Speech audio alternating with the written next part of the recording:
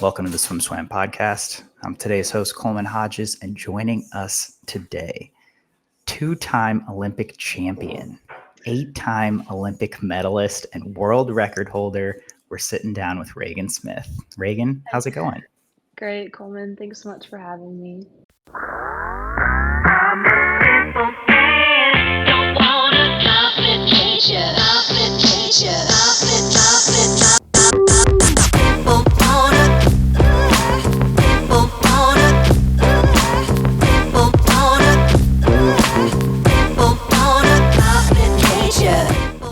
This episode of the Swim Swam podcast is sponsored by Commit Swimming, Swim Swam's exclusive team management software partner. Since 2015, Commit has been providing coaches with swimming's leading workout management software.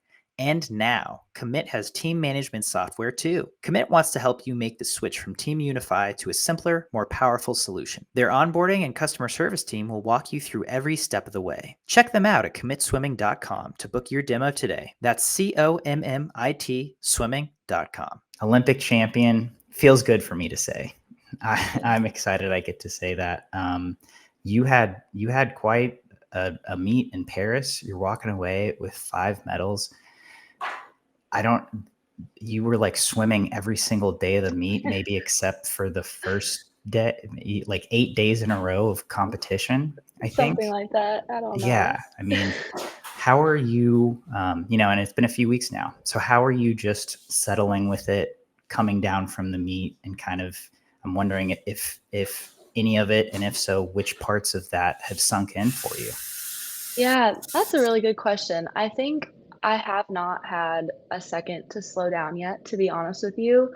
I'm a very busy body, and maybe that's because I don't want to sit with my thoughts yet. I'm not sure, to be honest with you, but I went from Paris to my home in Minnesota for like 72 hours, and then I went immediately on a vacation with my friends Kate Douglas and Maxine Parker, and then I went immediately from vacation to my apartment back in Tempe, and I've just been running around, enjoying time with friends and doing things like that. So to be honest with you, I haven't taken a bunch of time to reflect, and I think that'll come eventually. But I don't know. When I think about it from a surface level perspective, and of course, when you take the time to like sit and really like be with your thoughts and think about everything, of course, like deeper emotions come up and things like that. But when I look at it from a surface level perspective, I truly do have nothing but pride for myself. Like, of course, I would have loved an individual gold, but when I think about like my performances, the way that I was able to compete and perform this time around, um, I I'm so proud of like the swims that I came up with and the times that I produced and the way that I was able to carry myself for the entire competition. So when I look at it through that lens, I'm so proud. I just have a lot of pride, and I'll probably say that word a billion times, so I'm sorry. I'll quickly overuse it, but who knows how that'll change when I actually get to sit and reflect. But that is truly how I feel, and I'm very glad about that because I think it can be so easy to always expect more out of yourself and say, okay, like, well, what's next? Like, how can I do better next time? Blah, blah, blah. And I do want to stay hungry, but I also don't, I want to have some satisfaction with this because I want to feel fulfilled in the sport. I feel like it could be very easy to always want more, more, more, more, more. And then one day you have to hang up your cap and goggles, then you can walk away from the sport feeling like you didn't accomplish everything you wanted to accomplish. And I don't want to do that. Um, and I'm not even close to being done. So this isn't my retirement post or anything, but I'm just trying to work on like having gratitude after each meet and each season, and leaning more into what I did well versus what I didn't do well. But I do think I did a lot of things well this year. So I think I have a lot to be proud of, saying that word one more time. But yeah. There's so much I want to get into. I'm so excited to dive into this with you, but I can't help but think that your Olympic experience, everyone's Olympic experience, I'm guessing from Tokyo to Paris, must have just been so different with the environment. But also, I think you were shouldering similar expectations from the outside heading into Tokyo and Paris. And I'm wondering if this mindset of pride and of, wanting fulfillment out of your sport, you don't hear this a lot, especially coming off of an Olympics. I don't think we hear it enough. And it's so cool to hear you talk about it. But did your Olympic experience in Tokyo affect, and especially the experience of coming off of that performance, have an impact in maybe how you wanted to reflect and come off of this Olympics in Paris? Absolutely. I left Tokyo so I don't wanna say ashamed of myself because that sounds really dramatic, but I was so disappointed in myself. I didn't enjoy my time there swimming. Like, I always say what I enjoyed the most was, like, spending time with my friends in my suite in Tokyo, and that's just because I literally hated being on deck because I was terrified every time I stepped into the blocks to compete. I felt these expectations on me, and I knew I couldn't live up to them. The only race I was really proud of from that meet was the 200 fly because I had no expectations on me, and as we all know, it's very easy to swim fast when no one expects anything out of you, when you have no pressure, when you have no prior achievements in that event. Um, so I was proud of that, but I wanted to be able to do well in events. Like, I wanted to be able to rise to the challenge of the expectations that I put on myself and that others had on me, and reaching the level that I had reached years prior in that event, the 100 back. And I didn't do it because I was terrified and I had no 0 self-esteem, didn't trust myself at all. I'd had a rough year of training the year before. My club coach, Mike, can probably attest to that. I just showed up to practice so upset every day during my gap year because I was ready to close that chapter of my life and move on and go to college and start that. So I was just juggling with a lot of unhappiness. And so then going from that, then I was so excited then to get to Stanford and, like, start something new and be super busy with that and be in a new environment. And I think then before getting to Stanford, and I've never really talked about this, I guess. This is kind of something that I'm just realizing as I'm articulating this, but I have to wonder, like, I think I put so much pressure on having a great experience at Stanford that then when I got there and it, like, wasn't immediately what I wanted it to be, that just tanked my mood and, like, my relationship with the sport, um, like, even more. 'Cause coming out of Tokyo, I was just like, "Okay, what's next? Like, how can I redeem myself? I need to get back into the swing of things, like, ASAP," and not, like not clear my name, but just kind of, like, be better than I was, sort of, and have a fresh start there. And so then when Stanford, I mean, for every freshman ever, freshman year's so hard. It's a hard adjustment, and I knew it was going to be, but I think also I was like, "This is gonna be great, like, I'm gonna find my groove, and it's all gonna work out." And then it didn't, and I think that made me freak out even more because I was just like, I feel like I keep falling flat on my face with respect to swimming and my relationship with it and how I'm performing, how I'm feeling in practice. Um, and I didn't know how to pick myself back up, and I just didn't know what to do, and I felt stuck. So yeah, thinking about all of that, then going into Paris, having gone through everything that I've gone through in between then and now, I was so tired of like not of walking away from a meet and feeling nothing but disappointment. Because I even felt that after last summer when I again medaled in every single event at Worlds last summer, and it was my first year being under Bob. He and I were both trying to learn, how my body responds to rest and his training. It was a big change, and I think all things considered, I performed very well, but I still walked away from that meet feeling so disappointed, and I had to have so many people in my corner kind of look at me and give me a slap across the face and say, like, "Give yourself some grace, like, for God's sakes." And so this whole past year, that's what I tried to do, was to just, like, celebrate small wins and be proud of my effort in practice every day and work on my, like, mentality, stepping up behind the blocks, getting ready to race. Because as I've spoken before too, I would just choke, like, I'd get behind the blocks and I was just like, "I need to perform a certain way." And of course, when you try extra hard to do something, most of the time it blows up in your face, you know what I mean? Like, sometimes you have to work smarter, not harder, and so that's what I was working on this year, and I also think that having mono and getting over that helped put things into perspective a lot for me, like, it helped me realize, like, "Okay, I can have something really derail my progress, and I can still be okay." Because my first meet after having mono, I went 203 in the 200 back, which, again, a couple years ago, I thought I'd never ever do again. So to do that after having mono, I was like, "Okay, Reagan, like, you are talented, just keep working hard, and the results are gonna come. It does not have to be perfect all the time." Just focus on what you can focus on and control what you can control. So then, yeah, all of that boiling up into like trials this year and the Olympics as well, I just wanted to enjoy it.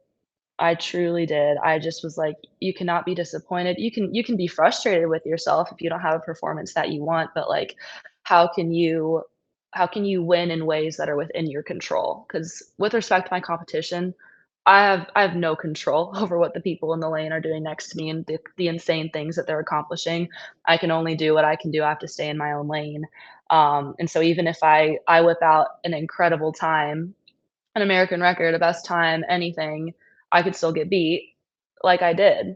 And so I did not want to let any of those things make me feel disappointed in myself. And like getting third in the 100 flat trials, for example, I think I could have so easily been crushed by that. But I literally, at this point, I refuse to allow myself to just because of my mindset going into the races, the way that I executed the races, how well I was able to perform under certain pressures. And I think those are such huge wins. And I think those help with longevity in the sport. Because I think if I had never changed my mindset, I would be wanting to quit really badly at about now. Because I could just sit here and think like, why can't I freaking win? You know, like why can't I win something? But that's okay, like, and I think that I'm doing so well regardless, and the times are showing, and I think my mood on deck is showing. I'm enjoying the process of, like, walking out in front of tens of thousands of people and, like, listening to them cheer for me and really, like, soaking it in and enjoying that, and enjoying, like, the moments that I get to spend with my family after the fact, and just kind of, like, enjoying the whole experience, whereas in the past, I would really just wish it away, and I'd want it to be over as quickly as possible because I hated sitting with those uncomfortable feelings of expectations and nerves, pressure, all that. So, I feel like my buzzword for my entire swimming career has been, "Oh, I just wanna have fun." Like, fun's been my buzzword, but I was never actually having fun unless I was winning. Then it was fun, but that's not sustainable because you're not gonna win all the time, and so I think that's something that I've had to change, and I appreciate you listening to me ramble for probably, what, like 5 or 6 minutes now, but I just have a lot of thoughts with it.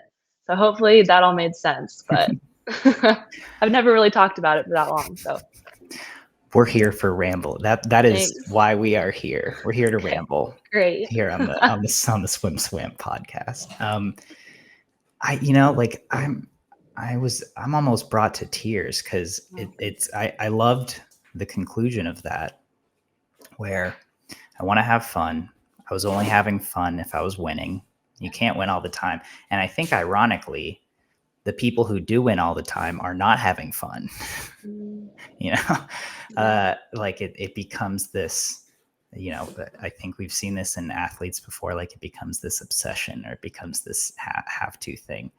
But that's a little off topic. But I think what I loved hearing was that, you you went to college and you're like, this has to be the next phase of the next step. And you said I think it's worth noting that in your 1 year at Stanford, you were an NCAA champion. You won a world title that summer. But so from the outside, it's like, this is it's it. This is it's all happening. But for you, it still wasn't. Like yeah. it's that thing still hadn't clicked. You still weren't feeling fulfilled with what you were doing. So it's so great to hear that you've got that now and that you feel good about what you have accomplished, because it's amazing, frankly, and then even the next year, like you said, at World Champs, you're like, you still weren't feeling what you thought you should be feeling you medaled in 4 individual events, like this like crazy feat. And so yeah, it's really cool to see that you're in a place now where you are truly content and liking the sport and wanting to continue past it. Trying to, right? I mean, I'm sure I'm gonna keep experiencing hardships, but yeah, it's always a work in progress, but I really am enjoying what I'm doing and enjoying the process more than the outcome. Whereas before, I only liked it if the outcome was exactly what I wanted. So, Yeah. yeah. And to kind of transition to discussing your experience in Paris, you know, you had mentioned being, or, you know, it's like you can have a reaction to a race. And it's funny because at swim meets, normally you swim a race and then you kind of like go into analysis mode, right? You're like, okay, where can I improve? What can I do better? Or, you know, just celebrate it like, oh, that was a great swim. Talk about it with your coach. What's the analysis like at the Olympics, right? Because it's like this hyper intense experience. You're kind of like under a microscope. And I'm guessing with how many swims you had specifically, like you kind of got to forget about it and just move on.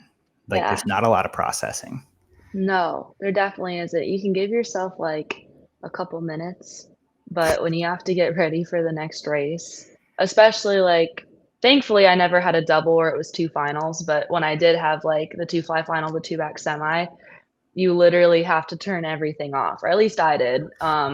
And like if the race didn't go the way that I wanted to, or it didn't feel a certain way, like you know how much like feel is important to swimmers, like how your body feels in the water. And if like those aren't 100%, it's so hard to shake it off and be like, a new race is a new race. It doesn't matter how you feel. It matters like ultimately at the Olympics, it matters how fast you're going.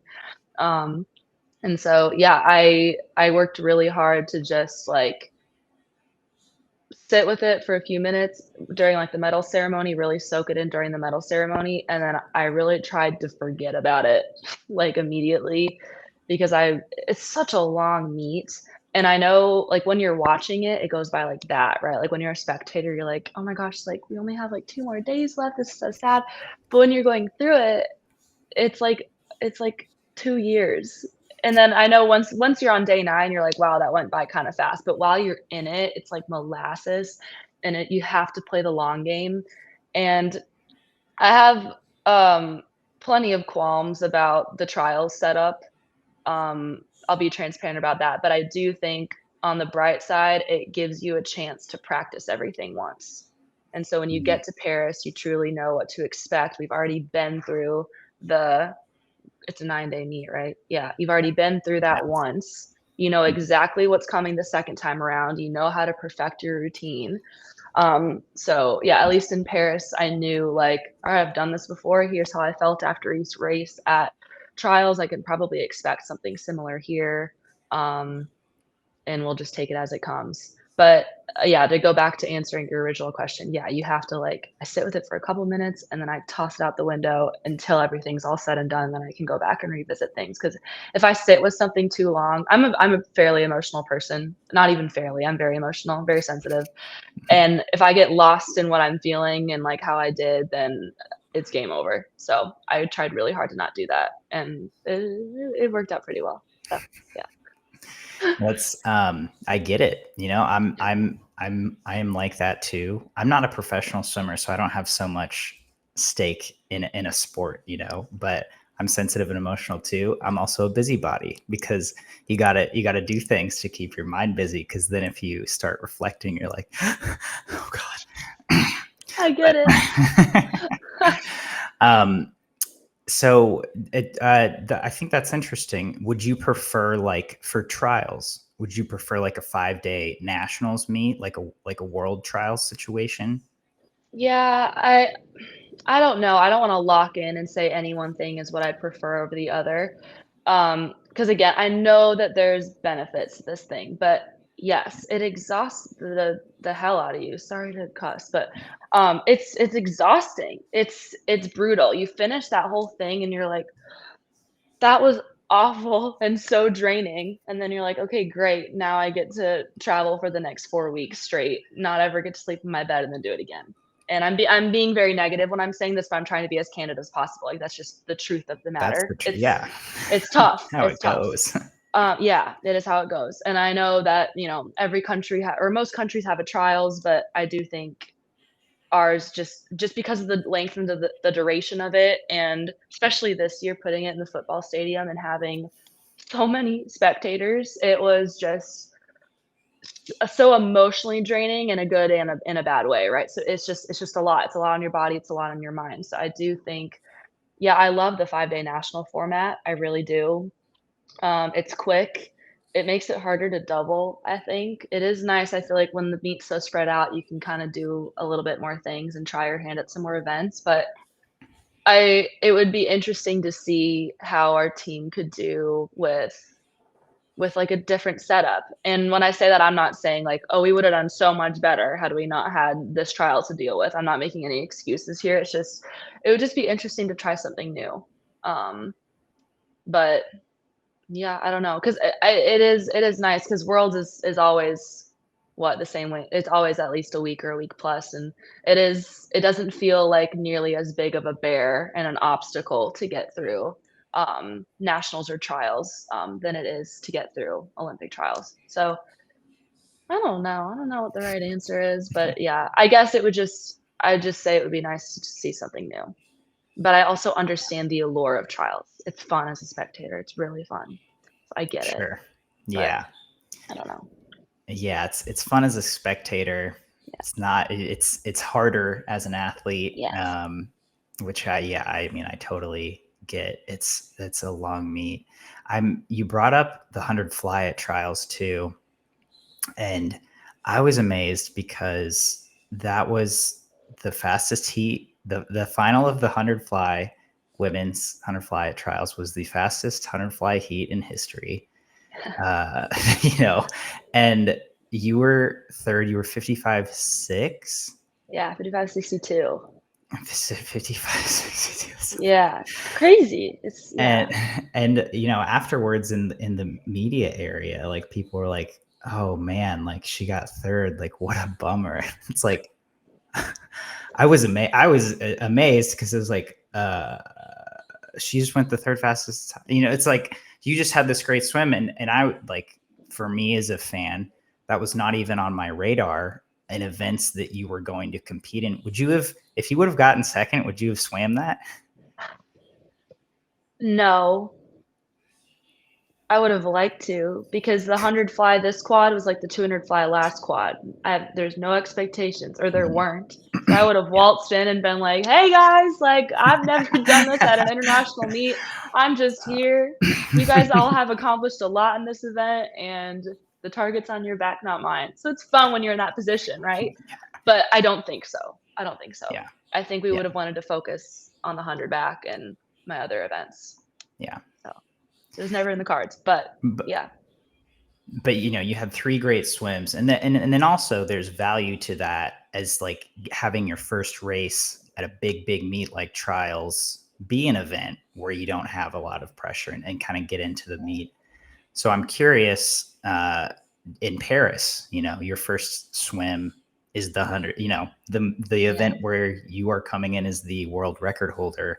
Was Did that feel different, or how do you feel like you reacted to that, the 100 back prelim being your first swim there? Yeah, I had prepared myself. I knew that I wasn't gonna have the 100 fly to get into the meet, so I was like, "Okay, how can I get into the meet before I've actually gotten into the meet?" You know? Um, and I knew, like, the 100 bag is typically my first event at every international competition, and it was in Tokyo too, and I used to be the queen of balls to the wall in the morning, going so fast in prelims, having an absolutely stellar semi swim, and then fading in the final every single time, just because I let the nerves get to me.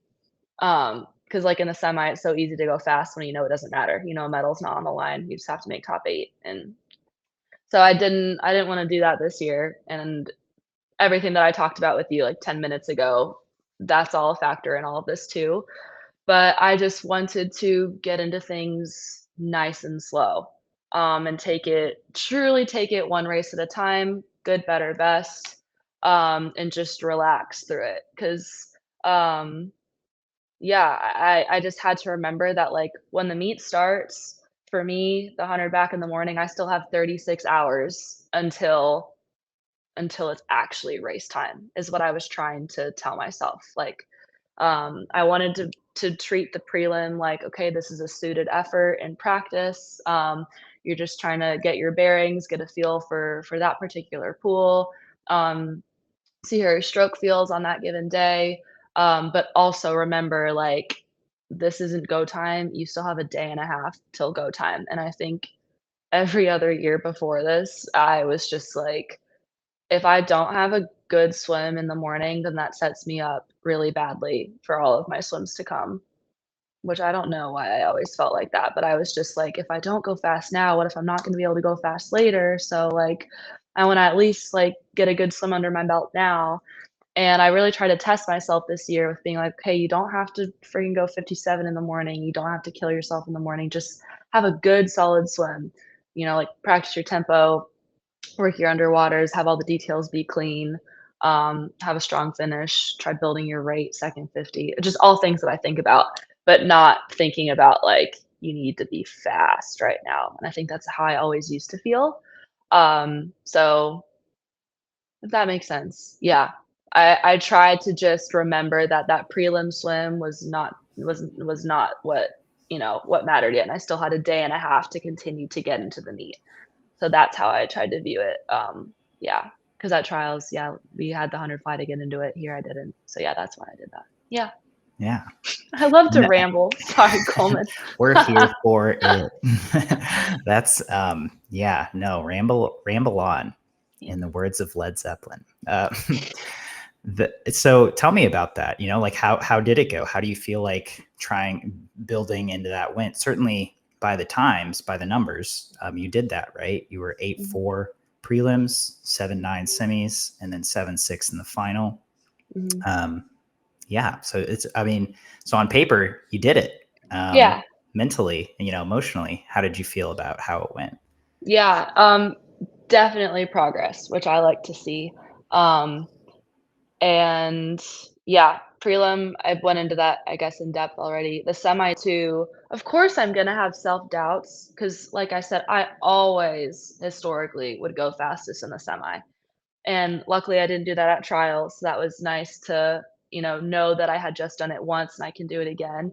But since I'd done it historically for so long and I've struggled with like self-doubt and internal confidence for most of my swimming career, of course the thoughts are going to creep in like behind the blocks at semis. And I'm just like, hey, Reagan, like, don't F this up like this time. Like, take it slow. Like, have a good swim tonight. Set yourself up well, but good, better, best. Like, have this one be better, but this is not everything that you have in the tank.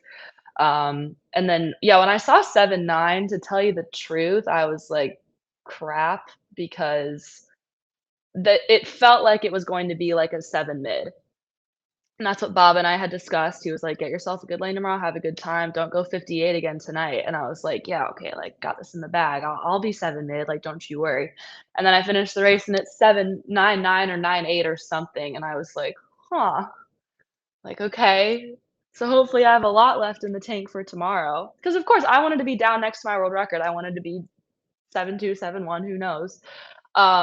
So that the semi, on the one hand, I was like, okay, I think I executed well. I didn't leave everything in the pool and I still have things that I want to clean up for tomorrow. But at the same time, I was like, shoot, it it felt like it should have been a much quicker swim than that. And Bob always tells me, like, do not lean into how you feel. He's like, ignore that. Like, you can't. But of course, when you're in the moment and you're doing it, you're like, shoot, I don't like the way that felt.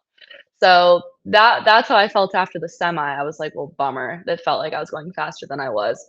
And then going into the final, gosh, I of course, I wanted the win so badly, but I knew that if I focused too much on winning, it was not going to happen. Like, not a damn chance. Like, no way would Kaylee let that happen. She's probably one of the most incredible racers I've ever known or seen or had the pleasure of competing against.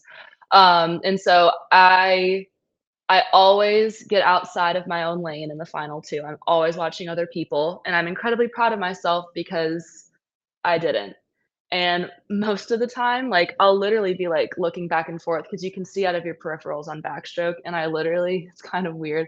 I either, like, will roll my eyes back into my head now so I can't see people around me and just hope that I'm going straight, or I'll literally shut my eyes. Like, on the flip turn, I always shut my eyes because I don't wanna see who's around me because I don't wanna get outside of my lane.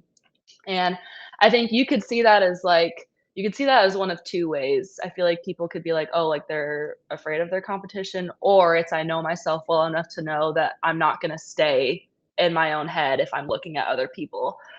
So that's what I do now, to tell you the truth, because before I could not help myself but, like, stare at other people around me and see where they're at.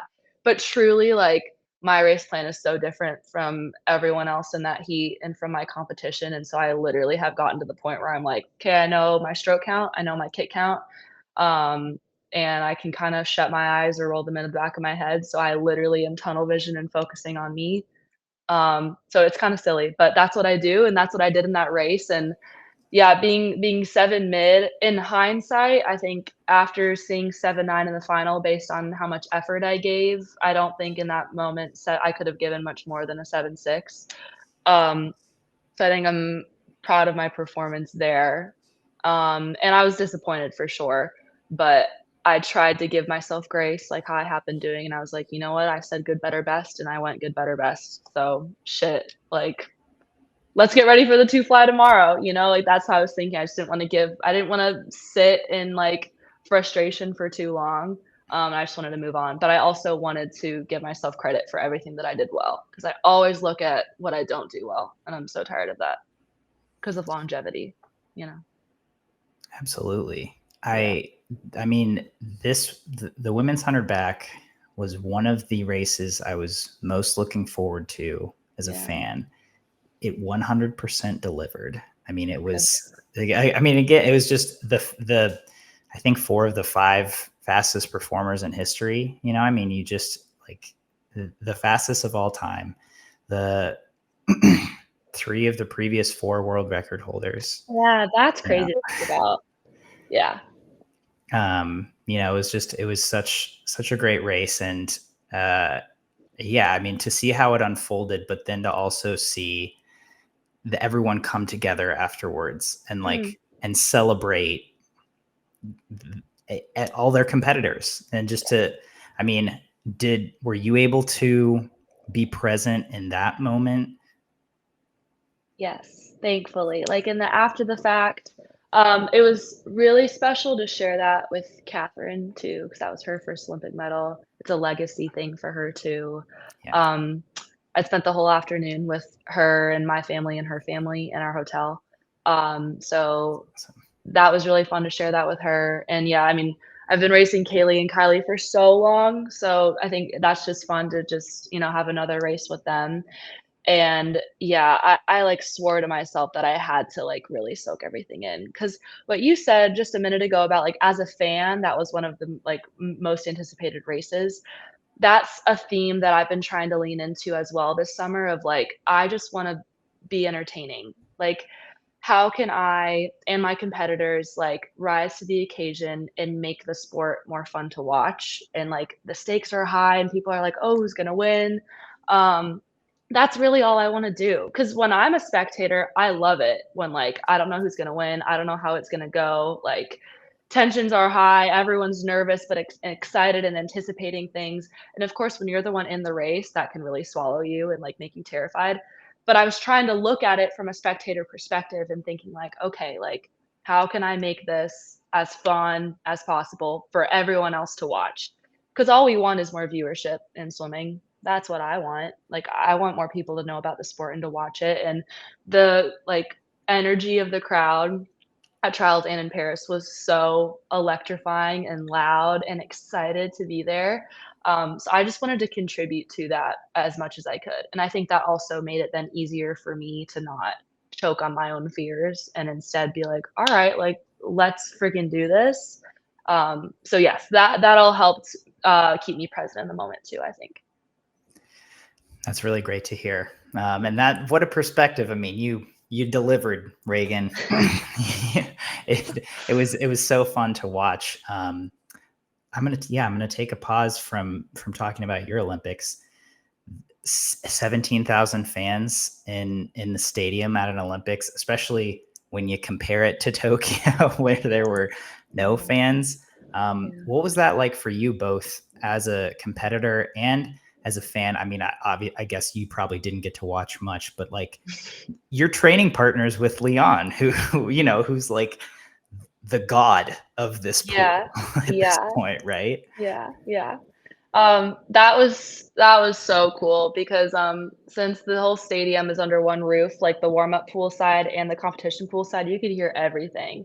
And granted, yeah, I didn't get to watch a ton of things, but I could hear everything, even if I was in the warm-up pool, and so the crowd get so excited every time he or any other French person was competing, and so that was, like, really fun to, like, feel that energy. Even if I wasn't competing that session, I was just, like, getting in and doing a warm-up. It just makes you excited to be a part of it. You're like, "Holy shit, like, I'm here, like, I'm a part of this meet.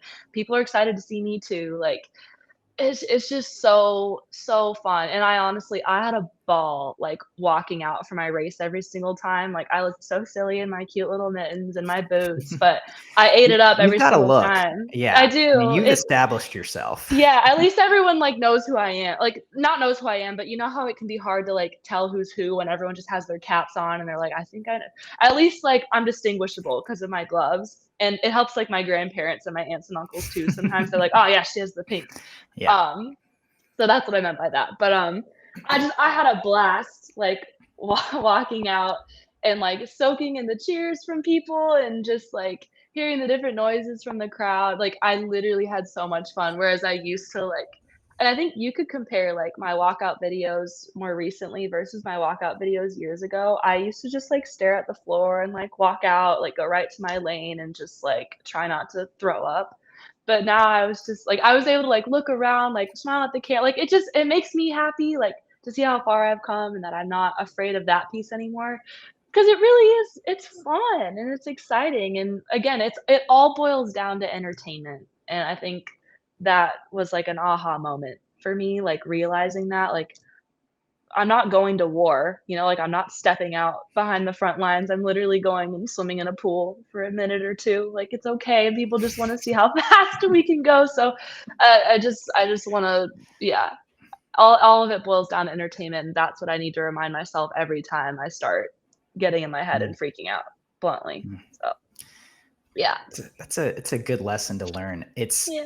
It's crazy. I mean, I'm grateful I get to have some of these conversations. I talked to Kaylee last week, Mm. and like she was talking about struggling with confidence also, and it was a Totally. little bit different of a lens. She's like, you know, I'm sure you can relate to this, but she's like, I'm hyper competitive and I'm really analytical. Like I'll get into the minutia, the nuts and bolts of like my races, and I'm always pushing my, like, how can I get better? How can I get Mm. better? And she's like, I can get lost in doing so, and then start doubting myself because I'm like, I always have to push. I always have to push. And I feel like that goes back to what you were saying at the beginning. It's like, sure, you want to accomplish things and you have these goals, but you also have to just be proud of what you've done. But Yeah. it's wild for me as a fan to hear the top of the top are still,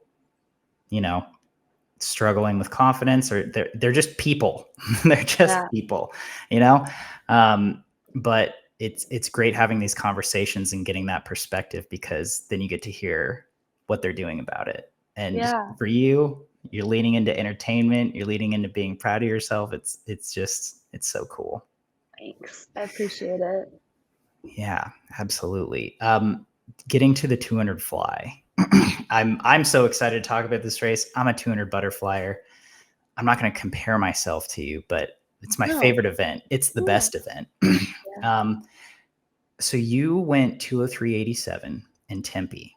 Mhm. Uh, and when I saw that swim, I was like, okay, this, like, it seems like that was one of those swims where everything's kind of clicking.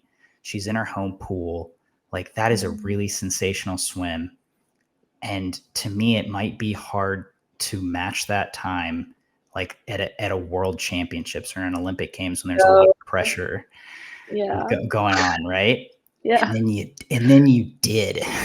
Eventually. Eventually, yeah. Would you concur? Were you feeling it the day you went 2:03.8 in Tempe?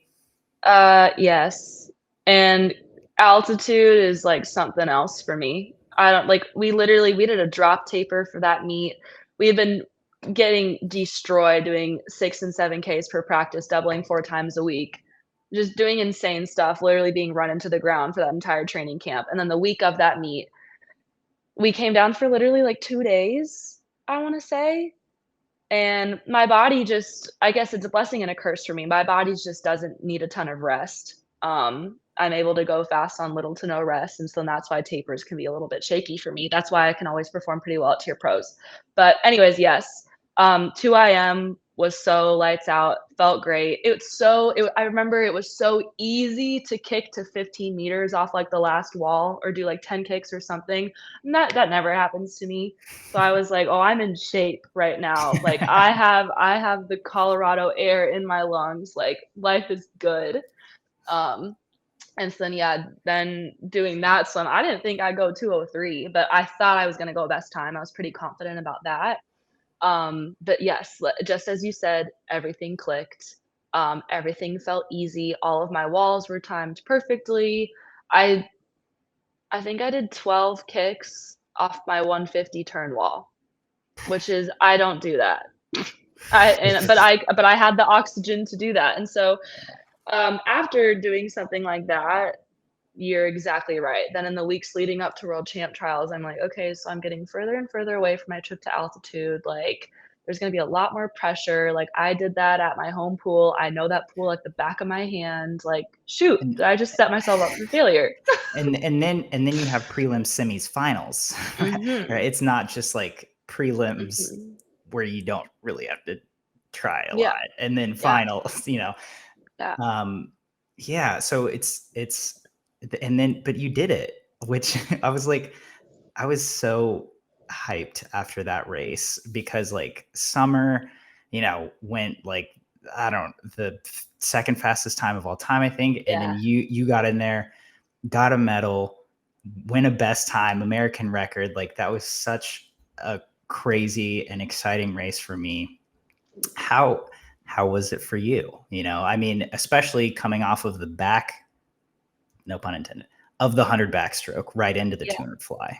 Mhm. Um, I I wanna be like, I'm always genuine whenever I'm saying anything, and I hate coming across like I never ever believe in myself, or I'm, like, fishing for things, or, like, I don't even know, but I was terrified for prelims of the 2 fly, and that was because prelims of the 2 fly at World Championships last year was probably the worst race period I think I've ever had in my life. I went 2:12 in prelims of the 2 fly last year at World Championships, almost missed semifinals, and the race felt atrocious all 3 times at World Champs. I was just literally, like, in survival mode, like, and so I knew I was in a very different place this year, but I was still terrified. I was like, "History likes to repeat itself." Like, I swear, if I go 2:12 this morning, I'm not gonna finish. Like, I'm not going to hit the wall.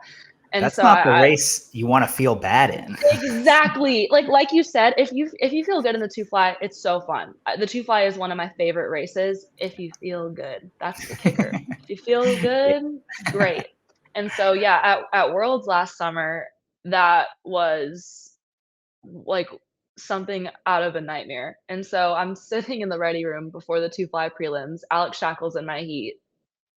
Friggin' love her, so adorable. But it was her first race, first individual race, and she's understandably dealing with some nerves. And I wanted to be there for her to, like, chit chat with her, do whatever she needed. If she wanted to be quiet, I'd sit there and be quiet with her. If she wanted to shoot the shit, I'd do that with her too. Like, I wanted to be there for her, but at the same time, I was like, I'm scared. Like, what if I go 2:12 again? But I didn't wanna say that to her. I didn't wanna scare Alex. Like, she's 17. She doesn't need to be, like, worrying about me. Like, it was just very weird for me to be in the position where I'm the veteran and I have to, like, not look out for Alex because that girl can very easily take care of herself, but, like, be the veteran and be there for her if she needed me to be. But I was, like, so concerned for myself. I was like, I feel like Alex could either, like, literally beat me by 6 seconds coming up here, or we can have a good race and we can, feed off of each other in this prelim. And then thank God that's the way it went, but oh, I was so terrified just because that race from Worlds scarred me, but at the same time, if I could make it through that race at Worlds last year, I knew that I could make it through anything, but that is truly how I was feeling. So, thank goodness it ended the way that it did in the final. So proud of that, so proud of that. But yeah, it did not begin that way in the prelim. I was literally just like, "Okay, let's break 2:10, like, please." So embarrassing, right? Because obviously we know I'm capable of so much more than that. I know that.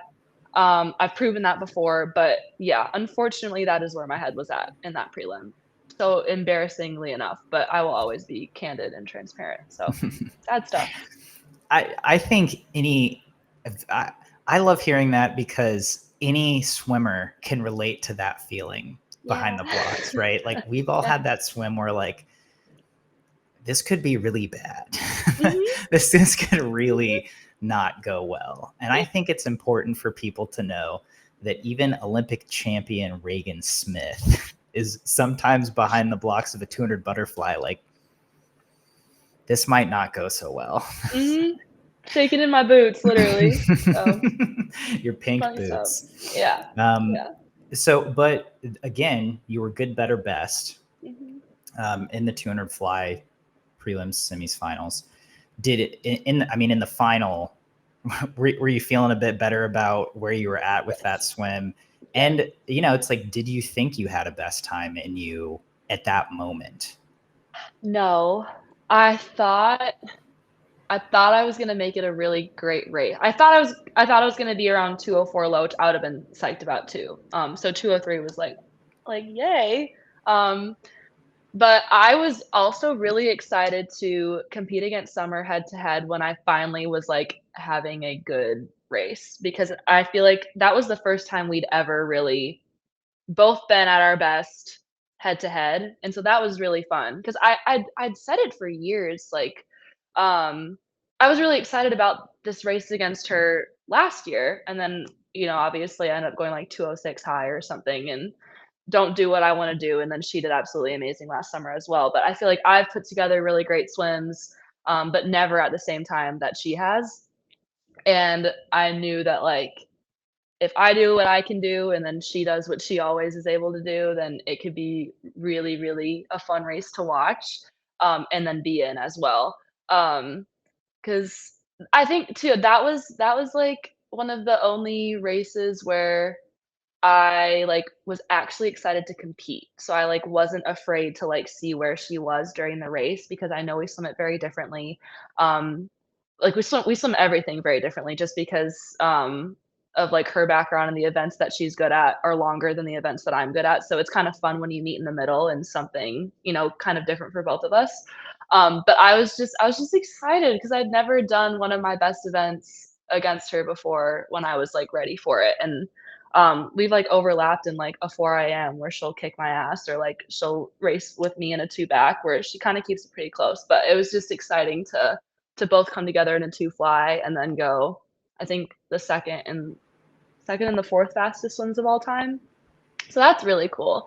Um, and I was just really excited about the whole thing, honestly. And I was proud of myself that I delivered on that day, on that night. But no, I didn't think I had a best time in me. So to just squeak one out, I was psyched about because yeah, the 2:03 from Tempe was kind of so far out of left field for me. So then to match it in an environment like that was really sick. Had you gone a best time at the Olympics up to that point at either in Yes. Tokyo or Paris? Okay. Yes, and the 2 fly in Tokyo, I did. Okay. I So, was like, I yeah. think that's it. And then I was like, oh no, maybe she did it in Tokyo. But Yeah. it's still pretty Really cool. cool. Anytime you go best time, right? It's fun. It's so fun. It's Yeah. fun. The older you Um, get too, they're few and far between, so it's awesome. yeah. But so yeah, it was just, that was such a great race to watch. And then you obviously have to manage the double of the 200 fly final with the two back semi. How were, where were you at with the meet, with the process? What was recovery like for this meet? I mean, were you able to sleep okay? Was the food okay? I mean, we obviously heard different things about the Olympic Village and how it was living there, but in terms of just the factors outside the pool, how was that all going for you, especially as you get into those later stages of the meet? Yeah, I always say, like, I heard this from someone else, so I can't take credit from it, but um, the Olympics is optimal performance in suboptimal conditions, and you just have to be ready for anything. And thankfully, yes, I was sleeping pretty well. I was eating enough. I was able to stay hydrated. I can be kind of picky with my food sometimes. So I got most of my meals from the team room, like USA Swimming's team room, because they have like oatmeal, sandwich stuff, cereal, eggs. So I just made do with like what I had, and it was fine. It was perfectly good. And I work closely with Alicia Glass, the nutritionist, and she is good about, telling me like exactly what I need to eat, like immediately after a race or drink immediately after a race, what I should have on my double night.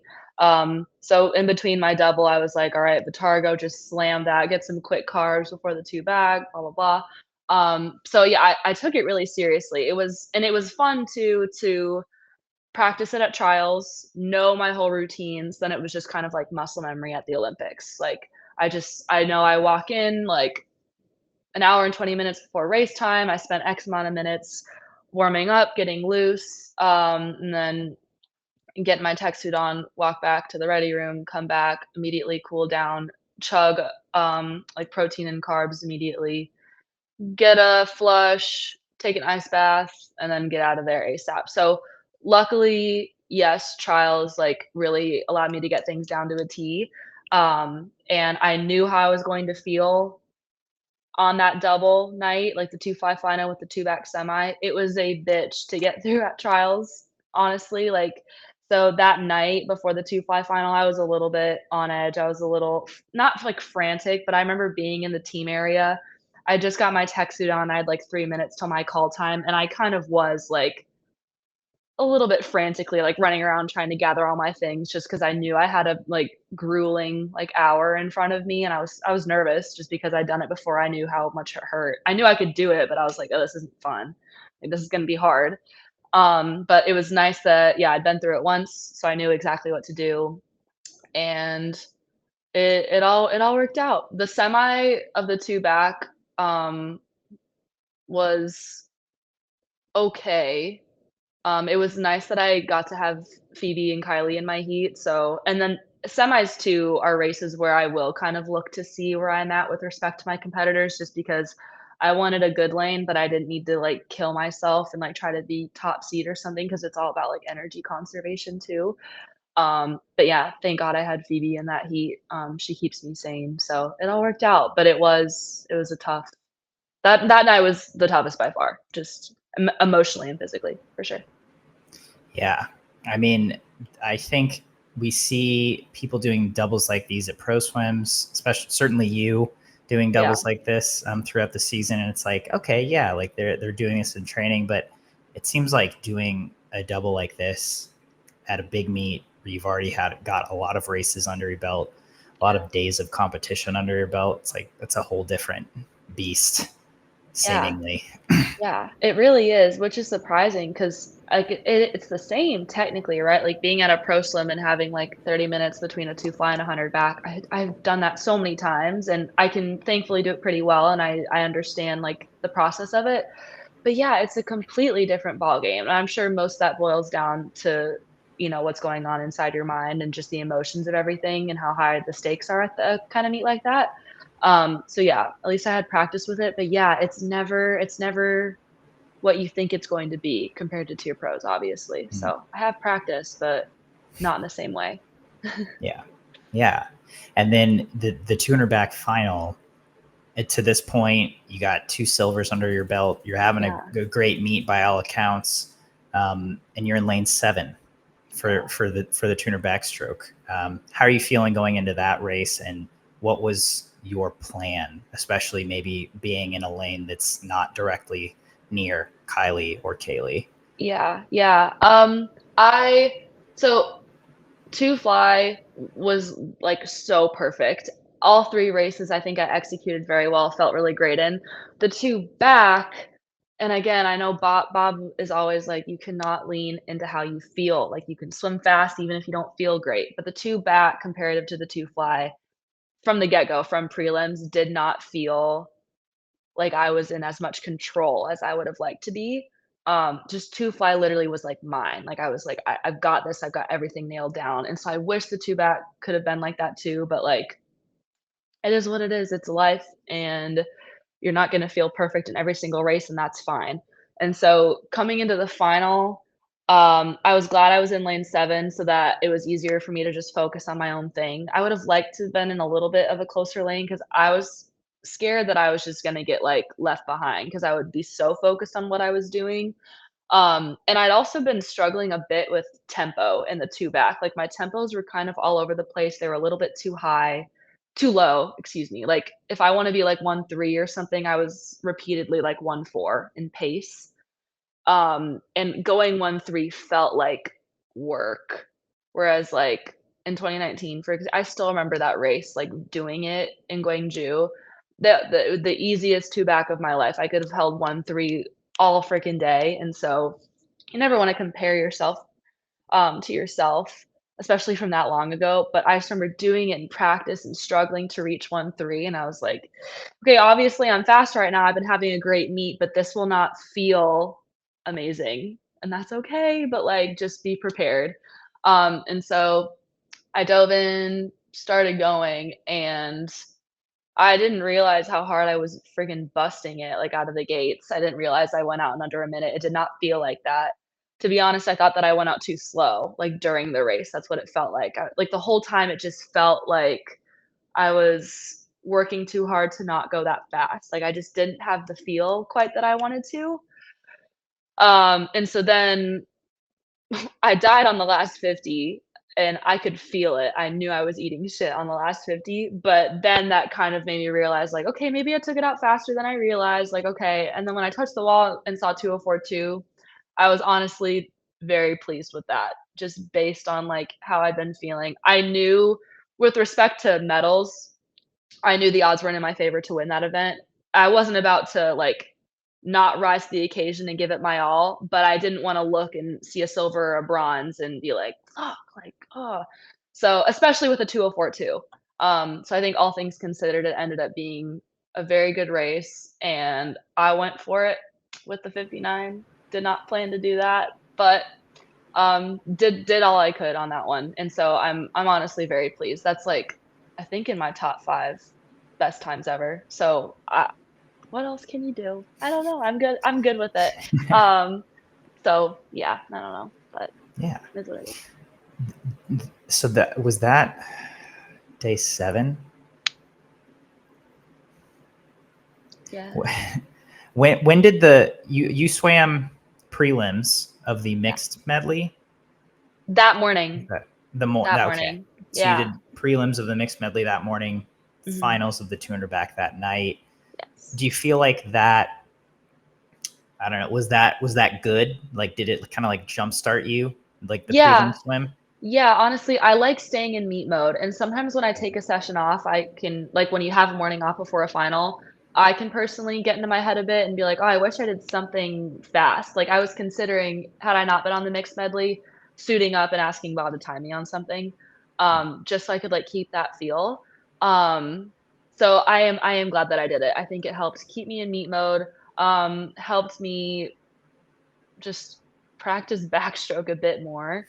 Because my 100 felt pretty consistent and smooth the whole way through. Like I said, during the 100, it didn't feel super easy, but I think I knew more where I was at with my feel and my tempo in the 100 than the 200. So it was nice to kind of gain a little bit more confidence just doing backstroke at a higher speed and whatever. I think it was just good for confidence. So no harm done. didn't take anything out of me. So yeah, that's all Yeah. fine. Yeah. So then it's funny hearing you say that, because then you have what, 48 hours before your next Yeah. and final race, which is leading off the 400, the last race of the meet. Yeah. Yeah. I Um, did. yeah. How do you handle that? Yeah, that was hard because the medley relay is my favorite race of the entire meet, but it is hard because since the meet has changed, it used to be right. I think it used to be the two back was the day before, or am I mistaken? I can't even remember Sounds anymore. right. I think, but I don't know Sounds for right. sure. But yeah, I wasn't used to having that much time between events. And I was kind of just like, what do I do with myself? Like, I like being in meet mode. Like, it's hard to compete for that many days in a row, but it also keeps you in a certain mentality. Mhm. And when you know you're not competing, it can be very difficult to totally stay in the zone. And so I think that's the thing that I had the most trouble with. Um, and I wanted it so bad. Like, after the mixed medley final, I was so like, that was my first gold, but of course I wanted to be there on the podium. Like, I wanted to be a part of that of the final and do it myself. Like, I know we all lend a big hand in the relay, but I wanted so badly to be the one on the podium, on the medley and be the one on top of the podium, and so I always remembered that, but it's still so hard to stay in meet mode, when I've been doing it 24/7 for the past, like, 6, 7 days, and then to, like, take that to a two-day break. Getting back into it that Sunday, I remember I didn't go to the pool that morning, and then I was regretting it the rest of the day. I was like, "Shoot, I hope that wasn't a mistake." Like, "Oh my gosh, should I have just gone and done it?" Um, so there's always room for, like, stupid, intrusive thoughts to come in, but I tried to keep those at bay too, and it all worked out, so thank goodness. Do you just like recover as hard as you can, or like, I mean, I guess it doesn't seem like that long, but it, again, like you said, Mm. at an Olympics, it's a lot of time to fill with like Yes. nothing else Yeah. going on. Yeah. So also, during a meet, it's so hard to eat enough. I think, like, when your nerves are at a high, your hunger cues can really turn off, so during those 2 days, the name of the game was eating and drinking, I think, for me. So I was just, like, doing a lot of that and sleeping a lot, getting a lot of massages. So fun, I love that. Getting doing my ice bath, and just, like, decompressing, like, spending time with people too, just because I hadn't really been able to do much of that, and I think that was very healing and recharging too, which ended up being good. Yeah. Yeah, Yeah. no, that's that's so nice. I have to remind myself to do that most weeks. Yeah. It's like, dude, you've been like alone for 3 days. Be Go someone. outside. Yeah. Yeah. um, so this was the last race of the meet of the women's 400 medley relay. Like, coming into it, it's like, well, America has the 3 world record holders in Yeah. the first 3 legs, and then the silver medalist on the last leg. Like, I think we're going to be okay, but it's still like, you never You know. never It's know. the Olympics. It's a relay. Like, that's why you swim the race. 30 seconds into the race, you left no doubt. Like, I mean, it was a foregone conclusion, because we were watching it and we were just like, our jaws were on the floor, because it was like you said, you wanted to be on the podium. It showed, right? I mean, Yeah. you go 57-2, Olympic record in the 100 backstroke. I mean, and it just, emotionally, it just felt like you really set the tone, and you were like, I want this. No one else is getting it, for every, for all 4 of these ladies. How did the swim feel for you? Um, again, I hate to do this because it's genuine and it's the truth, but I don't wanna just look like I'm constantly saying, "Oh, I felt like crap," and then I ended up doing really well. But the 100, like, it didn't feel, and yeah, I'm sorry, Bob, but yeah, it didn't feel like it should have been that fast. Um, I've been working on something. I've learned a lot from Kaylee, let me say. Something that I've always struggled with is dying at the end of my races, right? And I feel like just in this past summer, like, I think, trials was a good example of it. Like, I was able to come back on my second 50 so much better than I ever have before. Whereas typically I would just go out like a light and then fade and then I get caught. And she is someone who is so incredible at having great back half speed and not overworking herself on the first 50. So I've been really trying to put that into practice. And I really leaned into that more after the 100 butterfly. Because I mean, you would see I'd get beat to the 50 by a body and a half, and I would still be able to make it up and put up a great time. So I knew like, okay, I'm not like I'm not a sprinter. Like that's not me. I'm never gonna go 53 seconds in the 100 freestyle. I can't even break 55. So like I know I don't have that sprint gene. Someday maybe. I know I don't have my sprint gene, so I need to lean into my back end speed because that's always there. And I think I have easy speed on the front half, but you can't overwork it. It's like going like 99%, but not crossing that threshold and giving too much of yourself on the first 50 because then you just absolutely die. And then watching the race back, and even honestly being in the race, I was looking peripherally as well because I think we were in lane 6 or something. So I wasn't in the center of the pool. And when I'm in the center of the pool, I don't like looking. But when I'm not in the center of the pool, I'm not as concerned. And I could see, like, people on either side of me were right with me, and so I was like, "Am I like, I hope I'm doing this correctly." Like, I really hope that I'm leaning into the strategy that we've created correctly.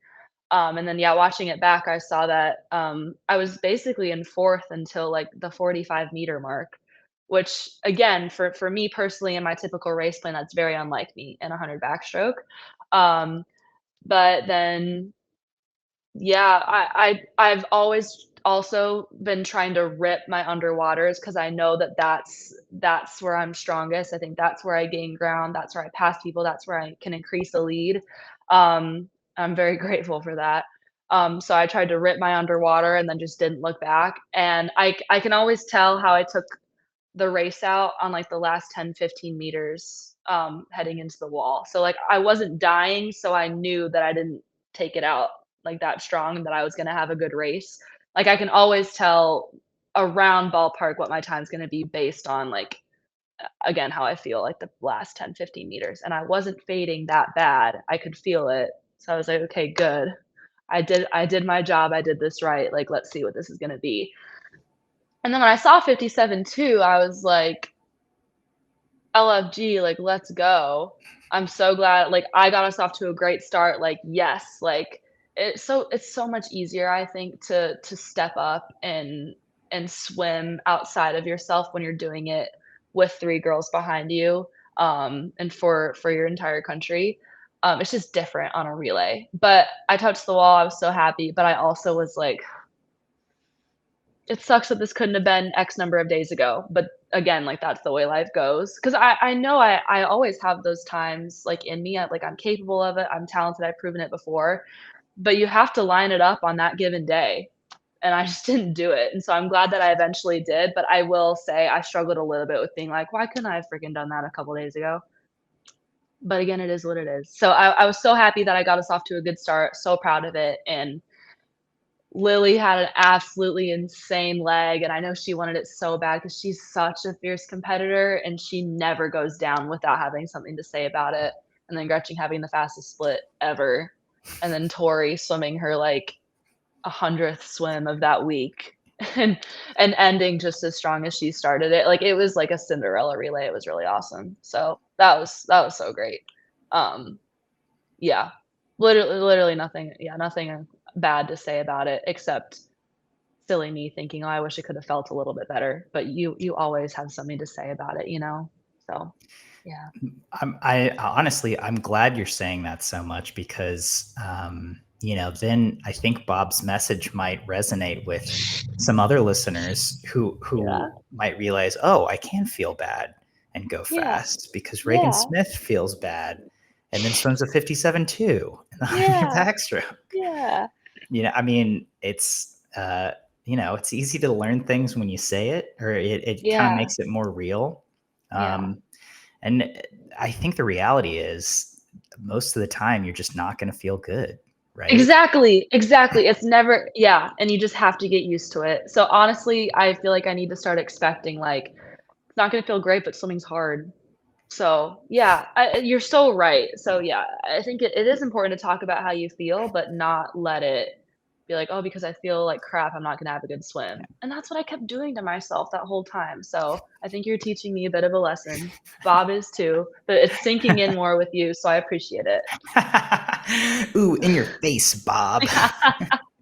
So I'm just kidding. I'm just kidding. No, no. Well, I mean, but I have to ask, how did it feel to stand on that podium and get Oh it, god. get a gold medal around your Yeah. neck? Yeah, I mean, it was so many emotions because, again, looking through it one lens, if I'm being hard on myself, I'm like, I was so close this many times to being up there on my own. But at the same time, then sharing it with 3 people who I'm so close with, like, truly. I have really good relationships with Lily, Gretchen, and Tori. Um, and they'd all stood up there before, so that was my first time, and they'd all done it before, and so that was, like, really crazy too, to be like, this is my first time doing this, and everyone else has done it before." It was surreal, and I'm such a crier. I literally cry all the time. Anyone in my life knows that I cry all the freaking time, so I, of course, get up there and I start crying because what else am I gonna do? It was so emotional, and it was so special to, like, soak that in. Um, yeah, it was so cool, and I think too, like, I did a good job of, like, really living in that moment, and I'm able to picture it very clearly when I'm looking up, I'm, like, imagining it, um, so it was so cool, and it was just even cooler to, like, do that in a packed arena, and then getting to hug my family after too, so it was all perfect. That's awesome. Thank you. Thank I'm soaking this moment in. thanks. It's I mean it's so cool to hear. I mean, you and I have spoken several times in the last 5 to 6 years, and like to to to see the journey you've been on, and then to be here where you are now is really cool. So Thank you. I really appreciate congrats. it, Coleman. Yeah, I always really appreciate talking to you. You make it easy to speak, like, very candidly, so I appreciate you. I'm happy to hear that. So now what? You're in, you're in Tempe. You're hanging out there for a little bit. You're making the move to Austin at some point. I Yeah. don't know. I don't even know if you told me when, but yeah. What is the future? The next few months look like for you? Yeah, I'm in no rush to do anything for sure. Yeah, I'm having so much fun here in Tempe because I never really got like a college experience, like being in a college community. And so, like right now, for example, one of my closest friends lives right across the hall from me. She just moved in, and now I'm like, great, now I get to move out. I have two more of my very best friends, a 60-second walk down the hall from me. So I'm just trying to soak this in and enjoy my time with them because I lived alone in this apartment complex for 2 years, and so it's like things are just getting so sweet, and I know, it's like it's I know life. that Because feeling. if It's and yeah, hard. yeah, and if everything was normal, I was gonna live in a house with 3 of my girlfriends on this team. So that's why now half of them are in this apartment complex with me. But so yeah, I'm gonna be here enjoying that, soaking that all in. And my lease in Austin has started. It started like August 15th, I wanna say. Yeah, 'cause Lindsay moved in. She's been getting things situated. I feel so bad for her, like, we're taking my sectional, but obviously I'm still here in Tempe, so the poor girl's just like, "Where am I supposed to sit for the next couple weeks?" So she's being a trooper. I appreciate her being patient, waiting for me to, like, tie up my loose ends here and then head down over there, but, yeah, I'm getting back into training, like, very slowly 'cause I enjoy swimming. I don't like being away from it for too long, but I'm not gonna be, like, killing myself with anything. Like, I'll swim, practice at 2 PM with the women's team today. Herbie is always so great to me. He's like, "Hey, anytime you need to be here, and, like, or swim, like, we're so happy to have you. You're always welcome here." So I appreciate that this can still feel like home whenever I visit. But I'm doing World Cup, so I'll be doing that for, like, what is it, like 3 weeks in the fall, so I need to be in, like, decent shape for that, but again, I'm not gonna be, like, killing myself trying to, you know, get ready for, like, doing something spectacular at World Cup. I'm just more excited to, like, travel and stay busy and, like, do my thing for a couple months, just enjoy the first year of the quad and not having to, like, be tied down somewhere, be, like, really locked in doing something. So I think I'll just be floating for a while, which I'm okay with. I think I need that. Um, yeah. Have you done the World Cup before? Yes, I did them, way back when I was a junior teamer, like, in 2016 and Okay. 2017, USA Yeah. Swimming sends, like, a team of, like, 8 or 10 or whatever, so, yeah, I did the, Asian stops in 16 and 17. So fun. So I'm excited to do that again. I do think that short course meters could kind of be, like, my sweet spot. So, like, who knows? But I mean, I'm, like, barely swimming right now, so I have 7 weeks to, like, get my act together, I guess, if I'm trying to, like, go and really lock in there, but I'm not gonna, like if I do, great, and if I don't, then, like, it is what it is, but, yeah, and then I think I'm planning on doing short course worlds as well. I think that'd be really fun, but, like, who knows for sure? I haven't, like, agreed to anything except for World Cup, so I'm locked into that, but yeah. Nice. I mean, yeah, it sounds like a good plan. Thanks. It's always great to hear people are like, yeah, I'm taking a break. Yeah. I'm taking a load off. I'm gonna eat a cookie. Yeah. I'm gonna Yeah. relax. Yeah, for Y- sure. yeah, it's a long And quad, right? it's a long quad, and I think too, like, I had a break, like, when I had mono, I had to take so much time off, Mm. but that wasn't a restful break, right? So it's like I have taken a lot of time off from Yeah. swimming in this calendar year, but not by choice, most of it, so I'm just excited to, like, kind of come and go as I please with swimming and, like yeah, so that'll be nice. I'm excited to have a break that's on my terms. That should be good for me. Last thing, I want to give a shout out to Speedo, Oh, who yeah. you were repping. Yeah. You got to do a cool shoot right after trials at the racetrack Oh, in yeah. in Indianapolis, Mhm. and there's some cool, very cool pre-Olympic photos that came out of there. That was like, I loved how they combined the race cars and swimming for an Indy. But yeah, just curious how your partnership with Speedo is going, especially just through these trials and through these Olympics, and how a cool shoot like that in Indy was. Yeah, that was actually so fun. And it was funny too because everyone's exhausted, right? Like, it's me, Caleb, Murph, and Kieran, and we're all there, and we're like, "Yay, we're so happy to be here," but we're all beat to crap after that long It's meet. like But the day it was after trials, right? yes, yes. But it was still so much fun, and I got to go in a race car, and they took me around the track twice, which was sick because I can't remember how fast they were. Obviously, they weren't going as fast as they do in races, but it was still well over 100 miles per hour, which is pretty sick. Like, that's the fastest car I've ever been in before. So, that's all really super fun. I enjoyed that a lot, but no, Speedo's incredible to me, and what I care about, like, I think any, any suit brand that you're with, like, yes, they'll take care of their athletes, XYZ, but I think the actual, like, close personal relationships that I've formed with, Jody, the main rep, and then, Paige, the social media girly, I've become very, very close with them. Like, Jody lives in Tucson, and so I'm gonna see her I think either tomorrow or Wednesday, I can't remember, but so, like, I'm so excited about that. She was someone who, after the medley relay in Paris, she was next to my parents, so I gave her, like, a gigantic hug, and we're, like, crying in each other's arms, so I think that's the most important thing to me, like, I'm a part of something as cliche as it is, it's true, it's like I'm a part of something that's genuinely a family, and, like, yeah, they care about you representing the brand well and you swimming fast, but they care so much about you as a person, and I think you have to care about the athletes as a person in order for them to then rep the brand how you want them to rep the brand, you know? And I think that's something that they do very well. And so I'm grateful to be with them. I love them so much.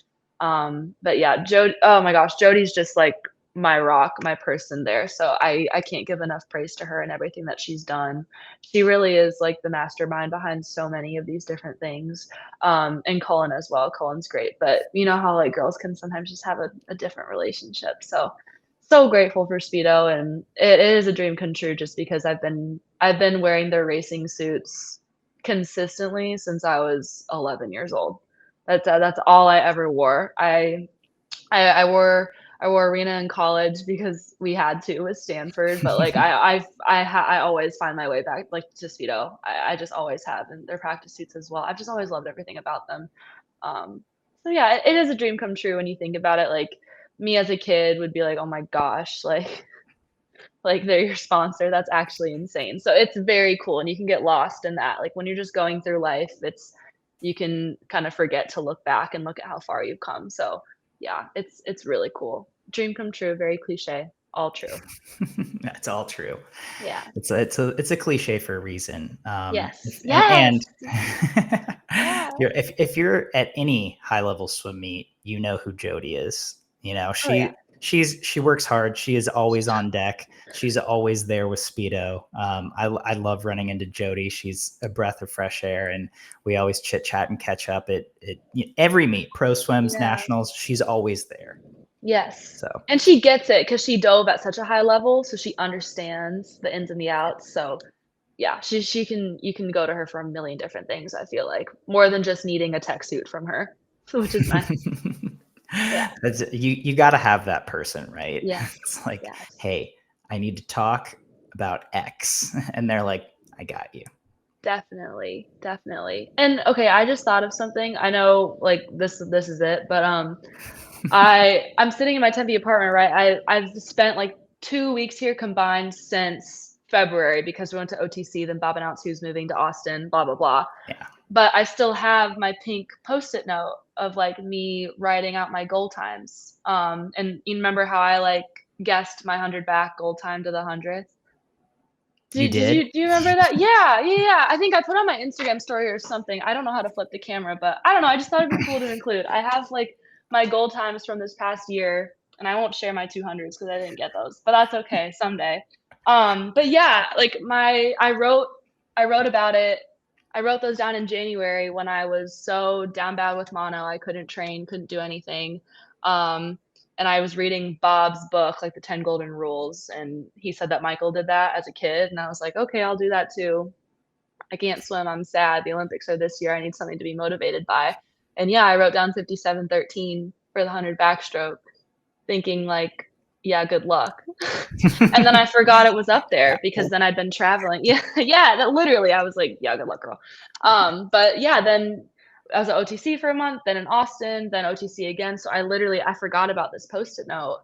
And then, yeah, I went 57:13, didn't even know that I had gotten that goal time, and then one of my friends was in my apartment looking after it for me since I'd been gone for so many months, and she was like, "Girl, like, congrats, you got your goal time," and I didn't even realize that, so I don't know, it's really cool, and I don't think I'm ever gonna take it off my fridge, so, yeah, I just wanted to share that because I think that's, like, so cool. It's just something that's, like, I don't know, stuff like that I don't think are coincidences, so and I'm really proud of it too, so I just wanted to share. It'll always be on my fridge, and it's my favorite color, it's pink, so, yeah. Thanks for letting me include that. I know this has been very long, but I just wanted to share. I think it's so cool, so. Absolutely. I'm just trying to be conscious of your time, Reagan. I've got No, all this you're time in the fine. world. Okay. That's what a great way to finish up. And I'm so appreciative of you sharing that because that's such a cool full circle moment with the summer Very. you've had. And that's awesome. So I Thanks. really appreciate it. And I really appreciate you taking so much time to sit down Oh, of course. and ramble with us. So Yeah, thank thank you. you for listening and being patient. I really enjoy getting to, like, share stuff like this, and I think it's really fun to have, like, honest conversations about it, and you always ask incredible questions, so I always really enjoy our time together. So, truly, thank you. I really appreciate this every time.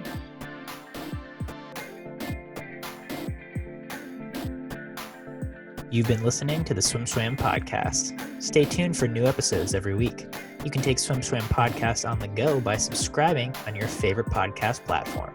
Look for links in the description below, and be sure to subscribe to our YouTube channel for more videos as well.